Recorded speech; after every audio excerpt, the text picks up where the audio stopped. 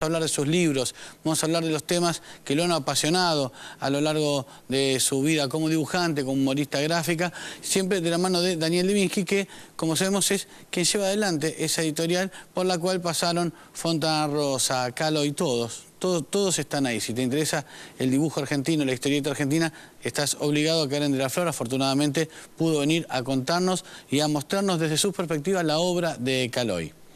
La segunda cuestión del día tiene que ver con libros periodísticos. Siempre que hemos intervenido sobre esos temas, llamamos a gente que se especializa en eso. Digo, gente que escribe libros sobre los 70, ha recomendado libros sobre los 70. Hay en Gustavo Noriega, a quien respetamos mucho además como crítico de cine, es el director del Amante. Hay en él un lector voraz de libros periodísticos vinculados a la década del 70. Es un crítico inteligente, tiene una propia mirada del mundo y me parece que está bueno traer a un lector calificado a comentar aquellos libros que le parecieron especialmente buenos, desde esa perspectiva, no desde el colega que investiga, sino desde el lector que, por cierto, a su vez es periodista. Y como no podía ser de otra manera, con nosotros, ¿cómo le va? Eugenia Sicabo con su sección donde se premia y se mata al mismo autor. En este caso a un clásico, vamos a ir con Henry James, que es un autor norteamericano de finales del siglo XIX, de esos que se consiguen barato porque se sigue reeditando, los derechos se vencieron, así que se consigue fácil en Corrientes, y hay cosas que valen mucho la pena leer y otras no tanto. Bueno, en un ratito nada más. Adelante. Muchas gracias por venir. ¿Cómo te va? Al contrario, me va triste, porque como siempre que se pierde un amigo que aparte es autor y además tan prematuramente, sí, porque la muerte es un hecho inevitable. Sí, me acabo de enterar por un amigo común que el gran poeta argentino Mario Trejo está muy grave, pero es un señor de 90 años y va a ser igualmente triste, pero más previsible. Pero morirse poco después de los 60 es realmente mucho más injusto. La verdad es que sí. ¿Qué le aporta Kahlo a la historieta argentina? Creo que no se parece a nadie, es decir, porque en general siempre hay influencias más o menos detectables. Él tuvo en los comienzos alguna influencia de Oski, que la declaró, pero de la cual se fue independizando, como todos los autores cuando empiezan copiando más o menos cercanamente y después elaboran una línea propia. Es decir, en toda la cantidad de cosas que he leído estos días sobre el negro Kahlo, incluso sobre la que he escrito, se omitió algo que solamente destaca en una carta del lector Jorge Marcial, el folclorista. El negro Kahlo era un poeta. Es decir, y esto se nota no solo a través del dibujo en muchos casos, sino en muchas de las páginas, de la penúltima página que le hacía para la revista Viva de Clarín, algunas de las cuales se recuperaron en libros, que ilustraba textos que eran profundamente poéticos, y ni siquiera de una poesía muy popular como podía ser el lenguaje de Clemente, sino de una poesía lírica, amatoria, de bastante buen nivel. O sea que ese es un perfil sobre el cual no se ha hablado lo suficiente. Después, su temática fue el directo continuador de la obra de Garacoechea en materia de humor sobre deportistas. Es decir, Garacoechea lo inició en el Gráfico y creo que en alguna revista anterior, es decir, con buena información sobre los deportes. Tanto Garacoechea como Kahlo, a pesar de la bajísima estructura de Garacoechea, que el martes 15 va a ser investido como ciudadano ilustre de Buenos Aires, jugaban al básquet juntos, cosa que a primera vista de altura sería difícil de pensar.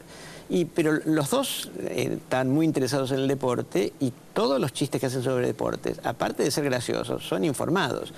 Mi primer contacto como editor con Kahlo, porque debo decir una especie de herejía, a mí mucho no me gustaba Clemente al principio. Es decir, me gustaba mucho más el otro humor del negro, y empezamos en 1987, o sea, hace 25 años, con el primer tomo de Con el deporte no se juega, que es una antología de su material sobre deporte que se ha reeditado un montón de veces. Yo creo que tengo esta edición. No, esta ya es una reedición, estuve mirando recién el copyright, pero es igual a la del 87. Bueno, porque es igual, o sea, estoy seguro que tengo un libro igual a este. Sí, no se modificó en absoluto.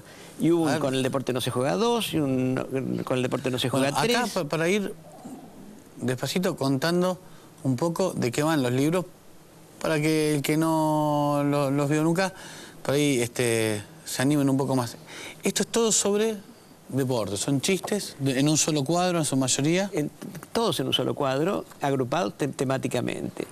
De esta colección hubo después un tomo 3, que es este que está aquí, hubo un tomo 4 y más original en algún aspecto es el tomo quinto, que apareció en 2008, porque recoge sus dibujos en colores. El negro había empezado a trabajar el color, en buena parte con la colaboración de María Verónica Ramírez, su mujer, que colaboró con él en las páginas de Clarín haciendo el color, y en la película de animación que se estrenó hace poco. Este que estoy mostrando ahora es donde aparece el trabajo con, justamente, esto que cuenta Levinsky, con color, no haciéndose anteriores. En todos los dibujos también, ¿no? Es muy bueno el de la tapa. Es Sí. muy bueno el de la tapa. Sí, recuerda uno que fue tapa de uno de los libros de Fontana Rosa sobre fútbol, donde aparece Adán y Eva, habiendo incitado a Eva a consumir la manzana, y el supremo hacedor sacándoles tarjeta roja. Claro. Que como forma de expulsión del paraíso era bastante original. Está muy bien. Bueno, a mí me gusta mucho ese Caloi también. No, seguro. El primer libro que hicimos sobre Clemente, el negro empezó a publicarlo. Es muy injusto que yo me esté riendo leyendo los chistes mientras el invitado habla. Es como la mayor descortesía, que son todos buenos, ¿eh? Son todos buenos, sí. El primer libro que hicimos de Clemente fue una antología temática que preparó Elvio Gandolfo, el escritor rosarino, sí, que es el libro de Clemente. No me acuerdo si era de Central, Elvio o no. No me acuerdo en este momento. Yo creo que sí, un tipo inteligente. No es muy futbolero, no es muy futbolero. Bueno. Además vive en Uruguay, debe ser de Peñarol.